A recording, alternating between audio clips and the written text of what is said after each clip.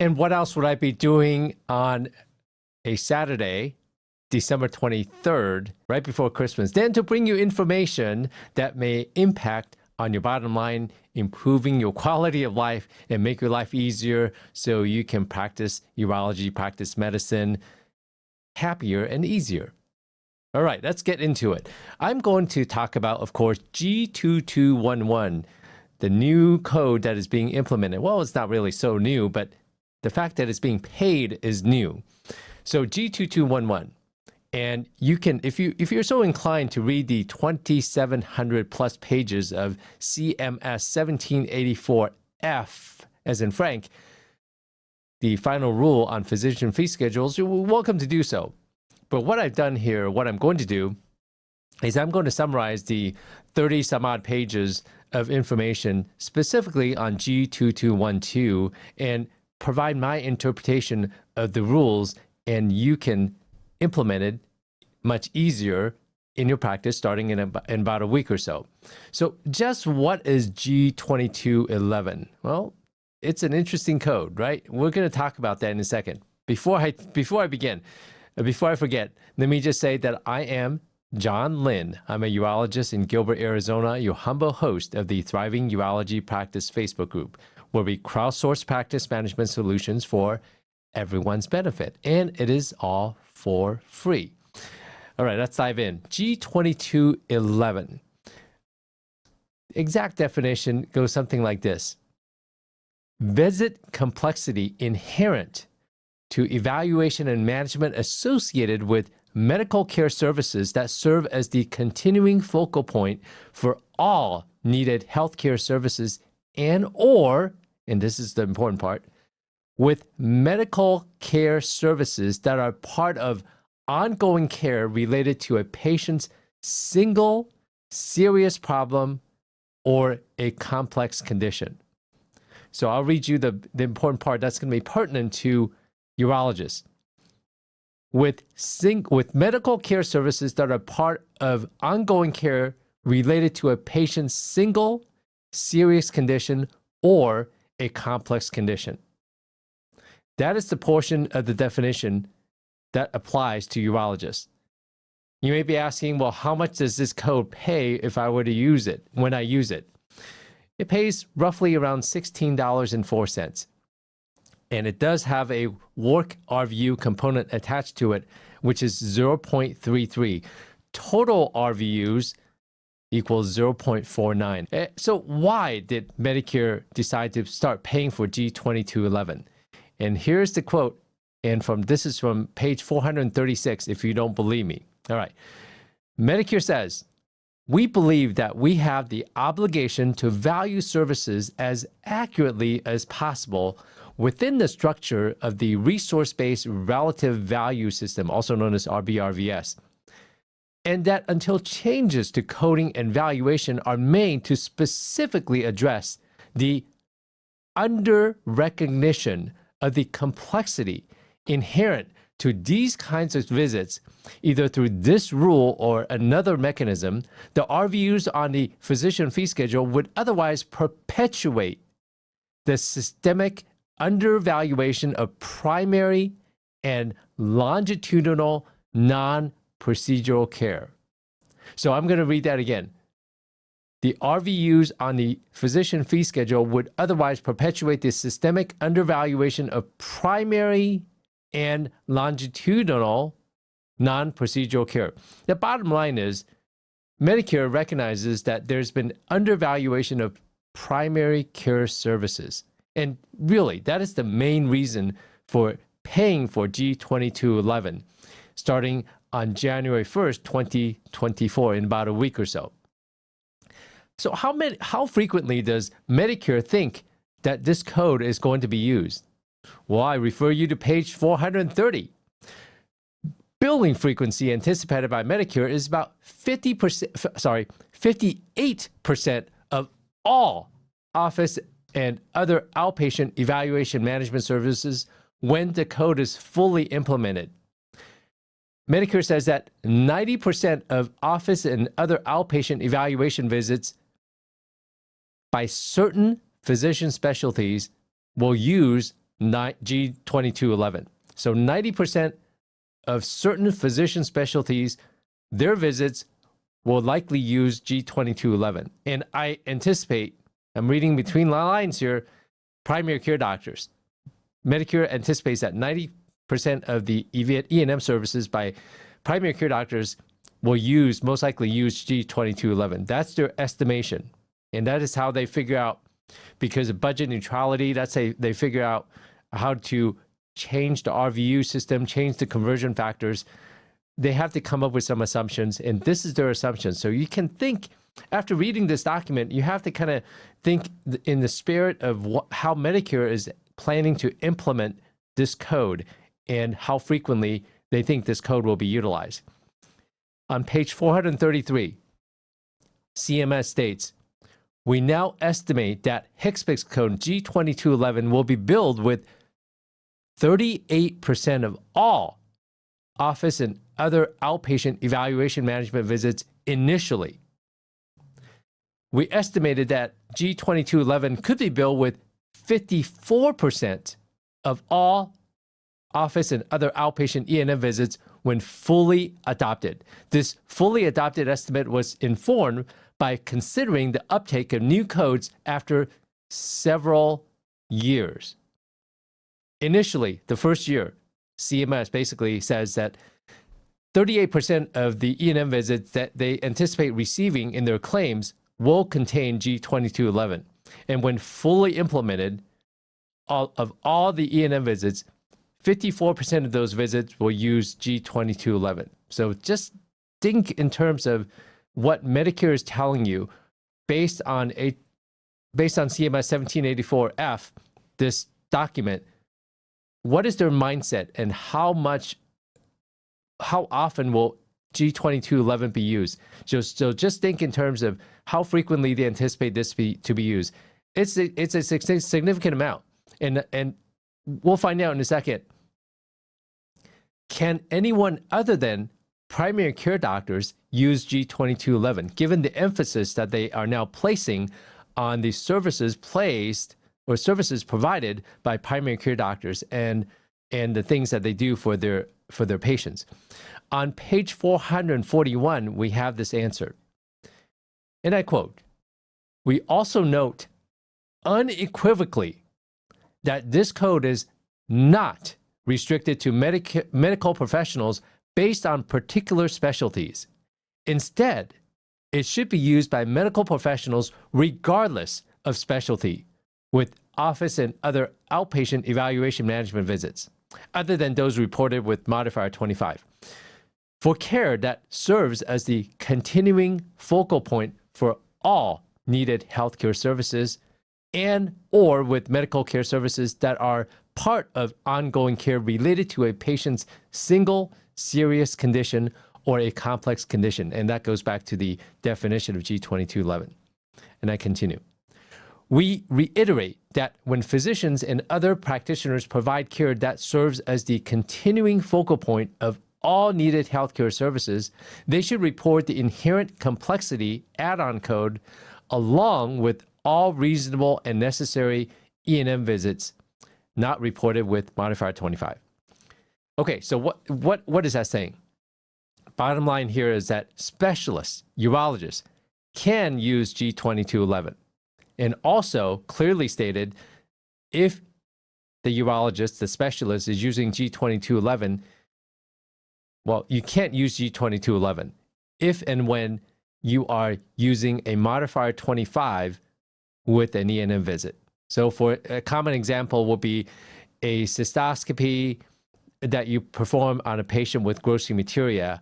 You see a bladder tumor. Now you're having a separate discussion regarding the findings, the implications, the treatment options, deciding on a treatment, going through the informed consent process for that particular treatment. All of that is not included in the global of cystoscopy. And of course, you would use a modifier 25 on the E&M visit code that you would use. In that situation, when you use a modifier 25 on the E&M, when you perform a CPT procedure on the same day of service by the same physician, you cannot use G2211, even if you satisfy the criteria. And interestingly, when they say that, and I quote, they should report the inherent complexity add-on code along with all reasonable and necessary E&M visits. I'm wondering, are they talking about G2212? I don't know, right? CMS is kind of vague on that. It doesn't specifically say G2212 when it's addressing this particular situation. So that's one of those unknowns. Let's talk about when is it not appropriate to use G2211. And you'll find that Medicare doesn't really give you specific instruction on when you can use it. It is very explicit in when you cannot use it. And this is page 432 in the document. It specifically says situations, it gives you examples when you should not be using it.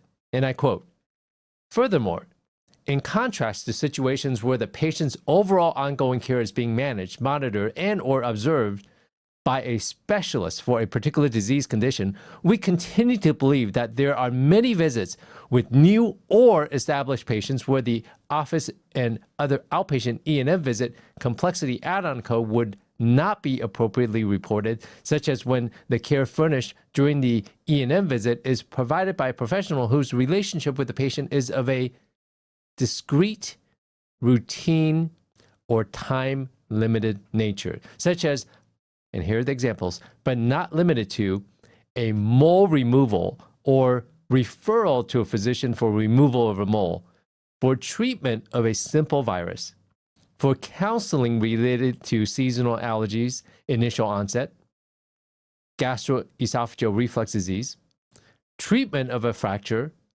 and where comorbidities are either not present or not addressed, and or when the billing practitioner has not taken responsibility for ongoing medical care for that particular patient with consistency and continuity over time, or does not plan to take responsibility for subsequent ongoing medical care for that particular patient with consistency and continuity over time. So I can't but think, well, when can the urologist use G2211? Some of the instances when you can't use it, when you should not use it. And the simple examples that I come up with are, for instance, an acute urinary tract infection in a young disabled female that is a new patient to the practice without any history of a recurrent urinary tract infection.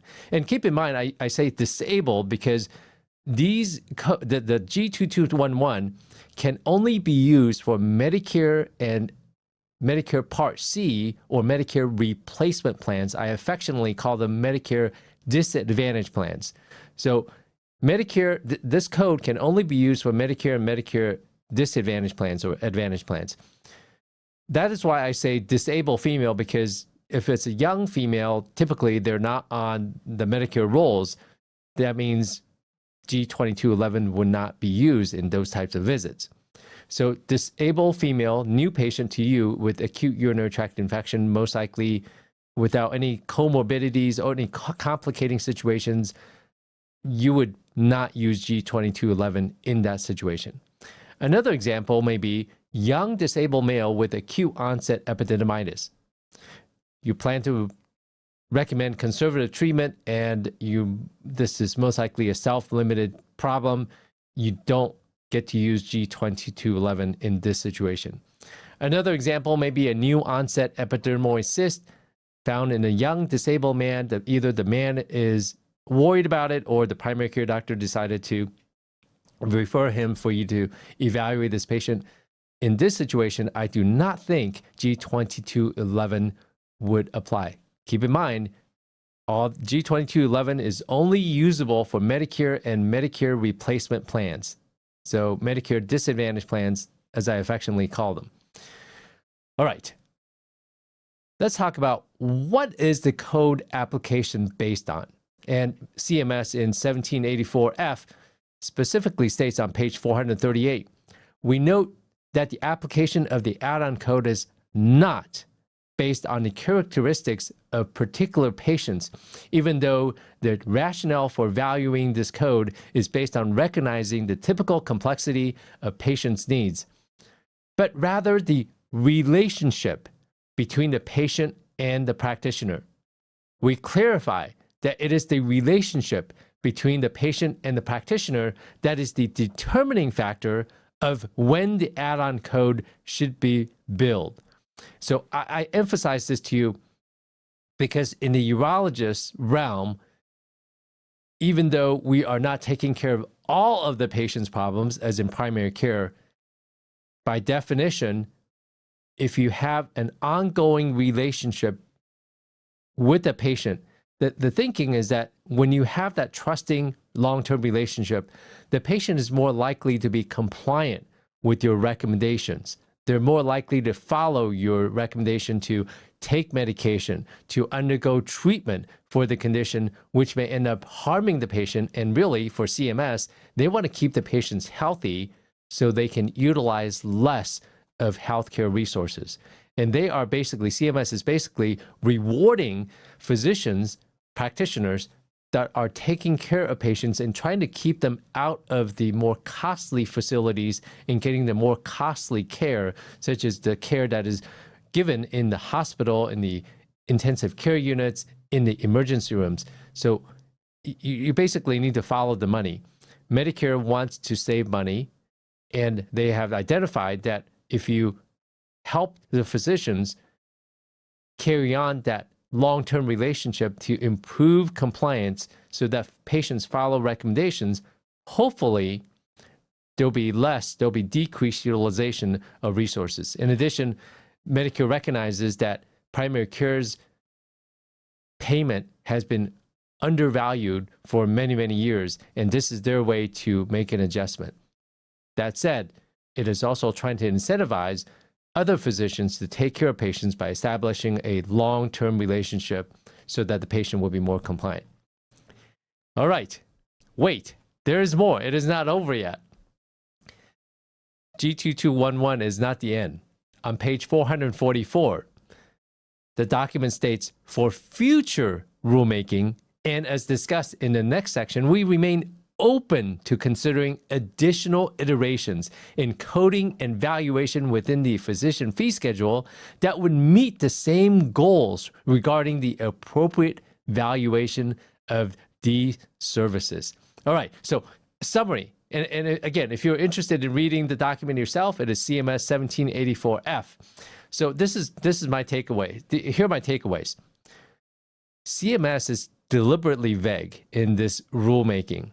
I think they want to see how much of it is being, how many visits will G2211 be applied. So I think they're being deliberately vague and kind of looking at what comes in through the doors, through their MACs. And then I bet you they will continue to redefine and fine-tune how G2211 will be utilized and implemented, not just in primary care, but also in other specialties. I can think that geriatricians will use probably almost 100% of their visits, E&M visits, with G2211. So some consultants, when you look at the internet and you listen to some podcasts, etc., some consultants are recommending that you not use G2211 yet. Well, I hope after hearing what I've talked about in this video that you understand that the spirit of the G2211 and what Medicare is thinking. I think my recommendation is to jump on and appropriately use G2211 right now, starting in about a week, based on the spirit of the CMS 1784F document, the final rule document. I think once we get going, once you understand how you should appropriately apply the rules based on the definition and how Medicare wants you to use it, I think there are certain scenarios where I think it would be appropriate. Possibly BPH with obstruction, possibly prostate cancer, kidney cancer, bladder cancer, where you want the patient to be compliant with follow-up so you have that long ongoing relationship with that patient. So the challenge is that it may be difficult to define the patient, and I'll quote, patient's single serious condition or a complex condition, and then you are having an ongoing long-term relationship with that patient from a medical perspective, which diagnoses or conditions or problems apply, that is going to be hard to clearly identify. And I think I'm going to have to think about this a little bit more as I start implementing G2211 in my practice, whether or not something is appropriate.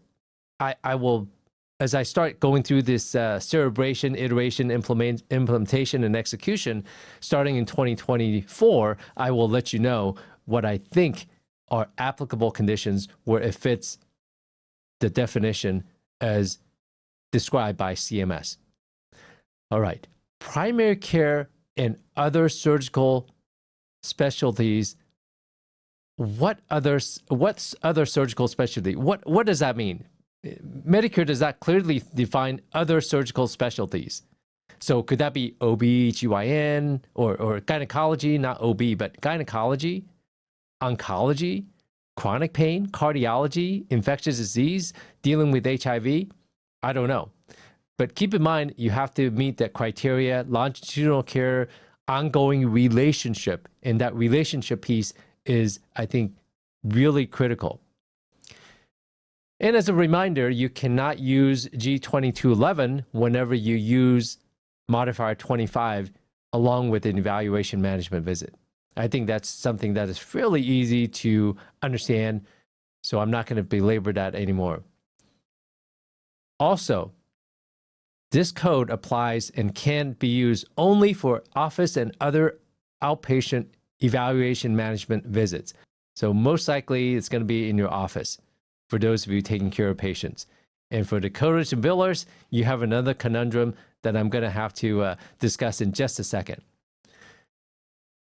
Furthermore, this code can be used in incident to visits by APPs, nurse practitioners and PAs. It can be used in incident to visits by APPs.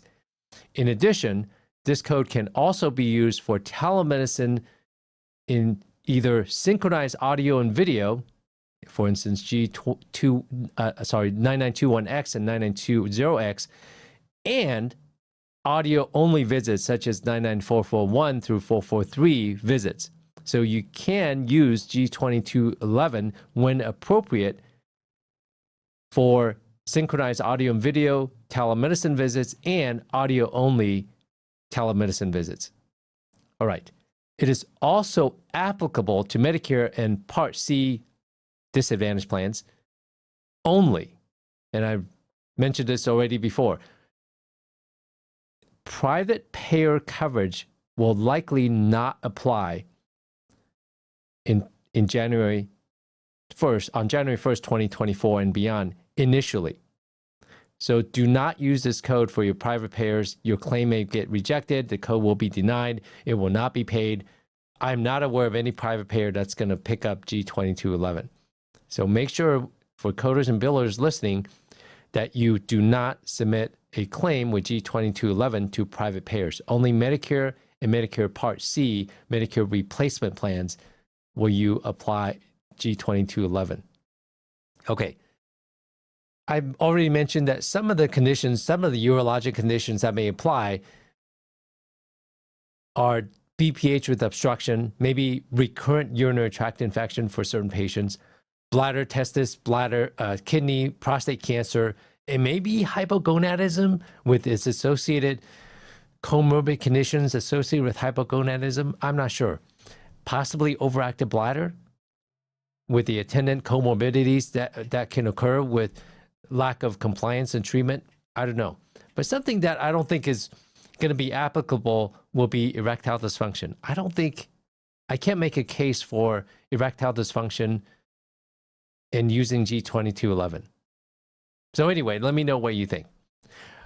Also, currently, there are no clearly defined frequency limitations. For instance, I don't know if it can be used by two different providers from two different specialties on the same day. If something happens where the patient sees a urologist and a primary care on the same day, who actually gets paid for G2211? Is it first person who gets the claim in that gets paid, or do both providers get paid for G2211? We simply do not know. I guess after you start using it, and if your claim is being denied and you dig into it, maybe you'll find out. Or who knows, maybe the MACs will be agnostic and they would simply pay the claims from the same jurisdiction if the claims attached to G2211 both come from different providers. I do not know. So also, we are unsure if G2211 can be used in conjunction with G2212. G2212, all right? So the add-on complexity code for that prolonged visit, I don't know if that it can be used with G2212 when you use G2211. So that's an unknown. Also, when it comes to compliance, I don't know of the easy or clear documentation requirements to be compliant when you use G2211. There are no clear documentation requirements specified in the CMS 1784F. For instance, do you say follow up in 1 month for continuing care of this condition? Would you use that as the phrase to indicate to the auditor that you are the person taking care of this patient, ongoing care of this condition, and you're trying to establish or continuing that long-term relationship? I don't know how to document or how to satisfy the criteria in this situation.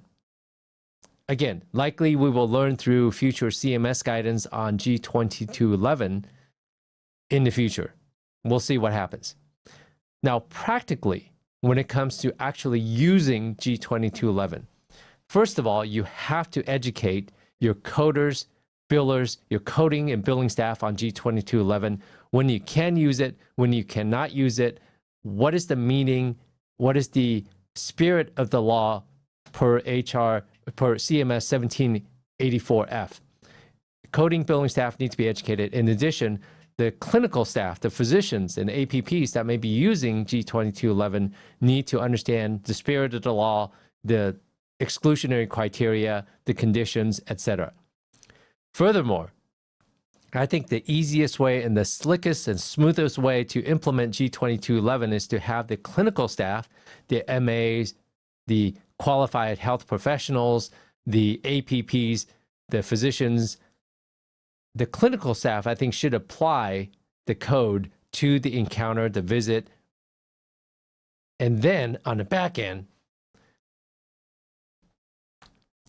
the educated coding staff will scrub those claims on the back end once they receive the super bill, if you will, or the electronic claim from the physician, from the APP, making sure that there are no modifier 25s attached to that visit, and making sure that this is a Medicare patient or a Medicare Part C insured patient, or else the code will not apply.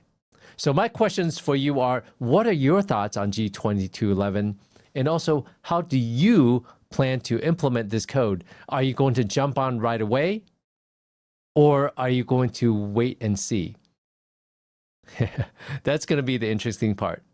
And we are going to have further thoughts, comments, suggestions, interpretations. We will bring you the updated, the most current information should you attend the upcoming Urology Advanced Coding and Reimbursement Seminar in New Orleans.